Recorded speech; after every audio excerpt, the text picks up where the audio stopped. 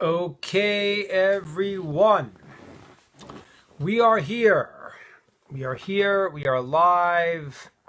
Do not have our technicians, so we might not look as good as we sometimes do. But we are here to talk about some great, fascinating ideas. So let us start. First thing we're going to do, hello Ruth Ellen, good to see you. Hi William. First thing we're going to talk about tonight, we're going to get a few minutes talking about the story of the Torah portion, then we'll go into question and answers. So, you ever had the experience where you kind of like are at a light with somebody and you speed up and you try to like get to the next light, to get past the next light first, and then you get there and the light turned red and you're stuck at the next light. And then the person who was all the way behind you kind of creeps up and you're sort of next to them anyway, like you haven't gained anything by rushing, right? Hurry up and then wait. You didn't gain anything. That's kind of what happens to the Jews in this week's Torah portion. Why?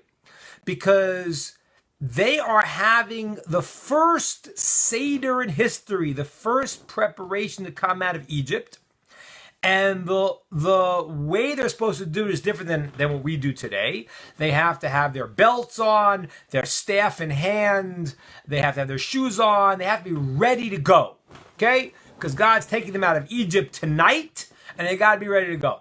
Now the problem is, which is very strange, is that according to many opinions, most opinions it seems, they finished their Seder, their part of the meal at midnight. According to some opinions, it seems that way. That's when Pharaoh, the firstborn, started dying. And they didn't leave Egypt till the morning, right? Pharaoh came to Moshe and said, leave, get out of here. Moshe said, we're not leaving in the middle of the night like a bunch of thieves. We'll leave in the morning. And the people were pushing to get out. Now, what happened then? In the morning, when they left, we all know they had to leave in a hurry. Why? Because they're getting out of Egypt fast. They got to go. And they didn't have time for their matzah, their bread to rise, which is why we eat matzah. Now, there's an obvious question. From midnight to 6 in the morning is a long time. You knew you're leaving. Why couldn't you think ahead and prepare? Why was it the Jews were in a rush? It doesn't make any sense. They weren't having the Seder. They already knew they were leaving.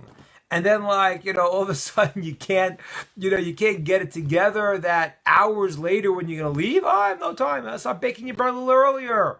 You know you're leaving in the morning. You know it. Plan ahead. So what is the deeper meaning of why Passover night, the first one at least, was in a rush? It had to go really fast. Why? What's the secret of sometimes in life you gotta go fast, okay?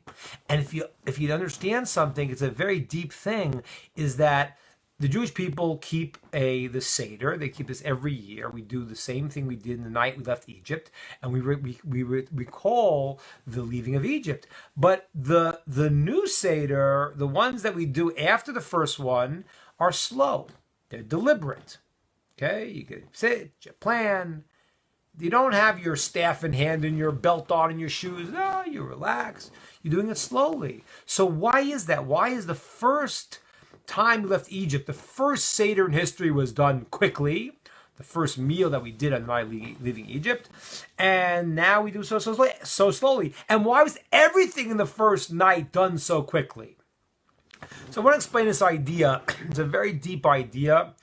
And it's very important to understand this. Now, to understand this, we have to go back to something we mentioned last time, which is the misconception that the plagues to the Egyptians were simply smacking them around. That's not the goal here. Not at all. If God wanted us to get out of Egypt, he put it into Pharaoh's head, or he could send them out.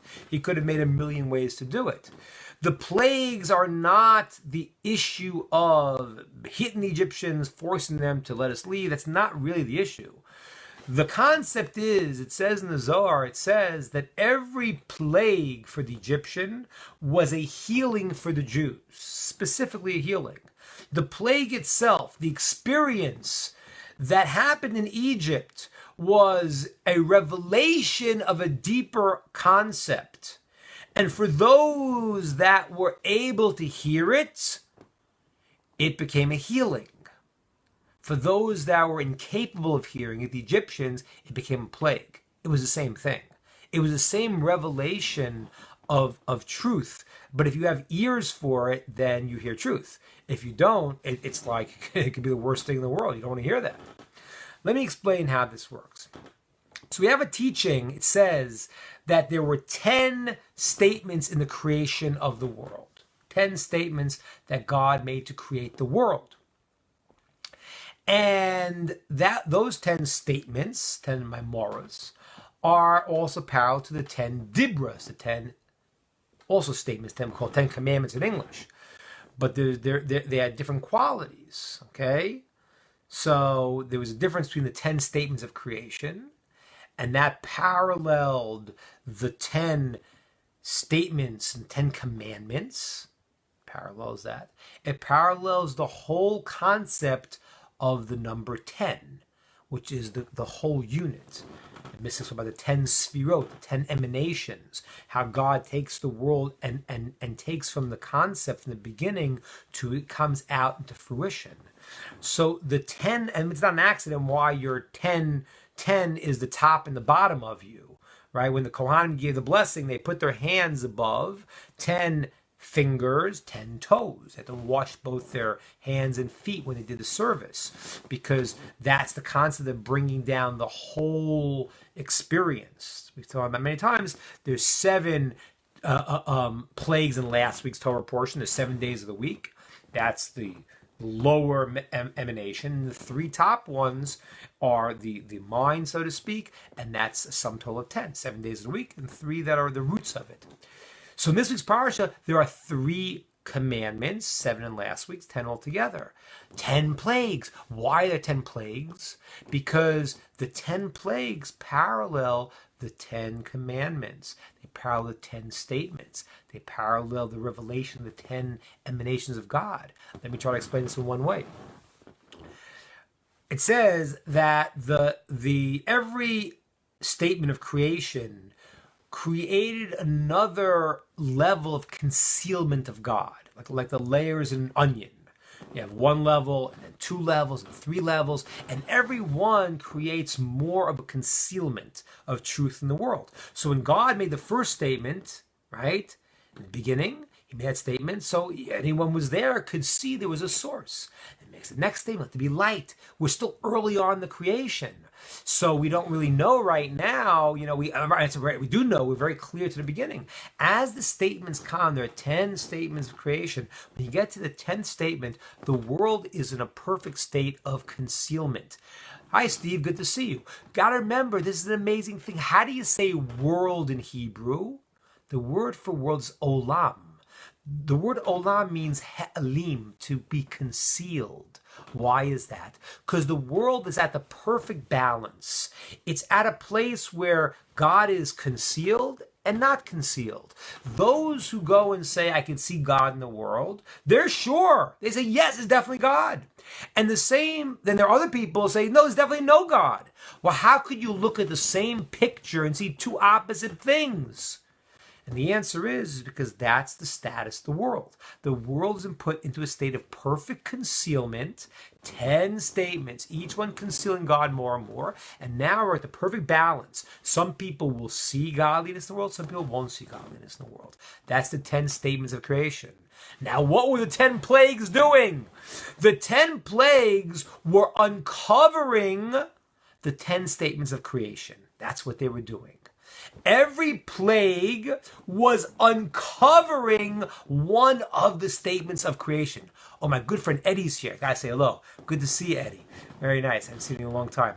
So every plague was to uncover one of the statements of creation. The statements of creation concealed God, and the plagues uncovered the truth. That goes in reverse order. Plague 1 uncovered statement number 10. Plague 2 uncovered statement number 9, 3, 8, and so on and so on. And it's a fascinating thing to understand how this works. I'm going to just tell you the last two, and we'll answer our question we started with originally.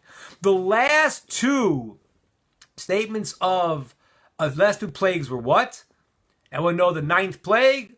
The ninth plague was the plague of darkness. Okay, so that should be uncovering and revealing the second statement of creation. What was the second statement of creation? If you didn't figure it out, you can. It's easy. The second statement of creation is, let there be light. It's perfect. Why? The Egyptians experienced darkness, and that was the plague of darkness. And that was uncovering the statement of let there be light. As I mentioned in the beginning, every plague for the Egyptians was a healing for the Jews. So understand the plague of darkness. There's two ways you could be blind, right? One way is you have no light. The other way you could be blind is you have too much light you can't see, right? That's why in the Talmud they call a blind person a sagi nahor. It's a beautiful language. He has too much light. It's a nice way to say it. That person's blind. I don't say he can't see. He's dark, but he has too much light. But in the end, too much light and not enough light produces the same result. You can't see if you have no vessel to handle all the light. Let's hear what this is saying. The ninth plague of darkness, it says, was light for the Jews. What happened? It was a healing. It was a revelation of the second statement of creation, let there be light. And when God revealed that powerful light, it blinded the Egyptians. It was so powerful, that light, they couldn't experience it. They were stuck. They couldn't even move. They had no existence. They were blown out of the water because they had no vessel to handle the great light. And that's why it was a healing for the Jews. It was light in all of their dwellings.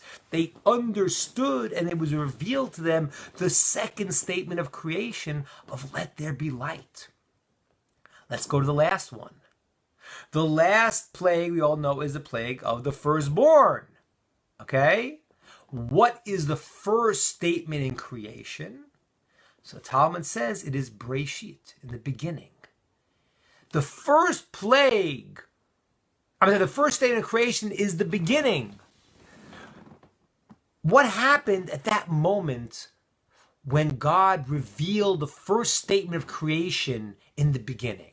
So let's understand this. This is fascinating. When we read the story of the Haggadah, the story telling over of the exodus of Egypt, it says that we read it every year. It says that God, the first plague of the firstborn, it wasn't through a malach, it wasn't through a sarf, it wasn't through an angel, it wasn't through a spiritual being. It was Hashem himself who did it. Why?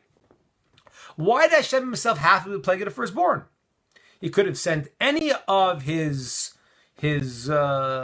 spiritual beings, messengers, so to speak, to go and to do it. Why does it mean that God himself had to do the plague of the firstborn? So understand this because it's so fascinating. What happened was the plague of the firstborn is God revealing himself. The night of the exodus of Egypt was God revealing himself. That's what it was. Now, at that moment, that's a tremendous revelation of the first statement of creation in the beginning. Now, if you could connect to the source of existence, then you have a place in the world. That was the healing for the Jews. Why their firstborn, their beginning was sanctified at that moment, because when God revealed, I'm the source of the world, they ran to him. That's why the Egyptians died in that plague, because they cannot go and deal with that revelation that there is a source to existence. Let me explain this a little better. We have like this. We have the name Pharaoh. Okay? The name Pharaoh, if you flip the letters around, it says in the Kabbalah, it spells Ha-Oref, the nape of the neck. Pharaoh is stuck right here. That's where Pharaoh is. The word's paro. Flip it around, it means oref, ha'oref, the nape of the neck. The primitive brain. That's the place where it's not the brain itself, it's the brain stem here. It's called the primitive brain. That's where the messages go from there to the spinal column, to the action of the world. It doesn't mean here that you're connected to the root, to the mind, to the source. When God revealed the first statement of creation, Breshit, in the beginning, and he showed that he is the source of existence, Paro couldn't go there. The Egyptians said that, no, I'm only up to here. I'm only stuck here. I can't go to the source of existence. And therefore they died. They disappeared. So deep, so amazing. The reason why the firstborn died was because that was the Egyptians' God. Their belief was they didn't care about who's the source of everything. All they cared about was who's the power. And this happens today in the world. That is the world today. People very often today, they go and they think that they feel that we're the power source. We don't care about what the original source of this is. So by the 10th plague, the plague of the firstborn, God reveals he is the first, the Breshit. And then the Jews run to connect to that, and the Egyptians disappear. They die because they can't connect to the source of the existence, the mind of existence. That's the 10 plagues, uncovering the 10 statements of reality. Let's get back to our question we started with. So if that's true, what did I mean? I said in the beginning, those who tuned in just now, that the story of the first night of Passover is in a rush. The Jews don't know though. They know they're leaving, and yet they don't prepare. They got to go in their rush. They have to eat their meal in a rush, even though they're not leaving for hours later. Why is the first night of Passover, everything's in a rush? And then Passover throughout the world is slow, deliberate. Why? You got to listen to the answer right now. Because what happened on Passover night was the deepest thing. It was God revealing the Breshit in the beginning, revealing the source of all existence. Now, if I said to you, listen, hey, do you want $1 million? Listen, if you want it, I'm going to put it down here. You take it if you want it. Now, if you go and say, maybe I'll take it, I won't take it, then you don't really want it. Something that you want, you grab. If it's something you're not sure about, you hem and you haw and you think about it. But something that you really care about, you're drawn to. The first night of Passover had to be all in a rush. That's why the matzah didn't have time. Why? Because the first night of Passover is God saying, here I am. If you want to come and get me, you do. And that's why it's in a rush. It's a statement of, it means something to me. And ladies and gentlemen, you got to realize that's the only way to start the change process. When a certain person, in life, you're growing and you're developing and things go slow, but that means you're in an ordinary process. I see my good friend Sharon is here. I know he knows this lesson because I know he did this. I witnessed this myself. When Sharon said, I have something that's important to me, I'm changing, I'm doing it. Right, Sharon? You know it's true, right? So what happens is that that's the beginning part of a person developing and changing. It's got to be fast. It can't be, I'm not sure. No, if you have what's called a ha'ara, a feeling in yourself for one moment that you can make a difference, you gotta grab it at that point. You got to do it fast. The night of Egypt, when God reveals that he is God, there is no other source. He reveals the beginning of the Egyptians die because they're not connected to the real source. They're stuck here as Pharaoh is the oref, the nape of the neck. The Jews, they say, wow, that's our root. We're running to that. That's the first night of Passover. And that's the way you always make a change, a break from the past. When you feel something, you got to do it fast. But then you have to be deliberate. And then you have to work it through. And then you have to be methodical. And that's why all the Seders afterwards, the rest of history, are done slowly. Because once we made the jump, we say, yeah, God says, here I am. It's a night of living age. I'm here. I want that. I care about that. Now, how do I develop that in my life? How do I become that person? And this is true for everything. These are everything. A person goes and says, "Okay, listen. You know what? I'm stuck. I'm stuck. I don't know. I'm watching too much TV. Okay, unplug it, ship it out. Okay, then you made a change. Okay, so now you're going to bring it in a little bit. Maybe you're going, okay, you got something you want to chill out, whatever. Okay, then you can figure out what you need to do. But when you realize that you need to make a change, don't get stuck in it. Make it.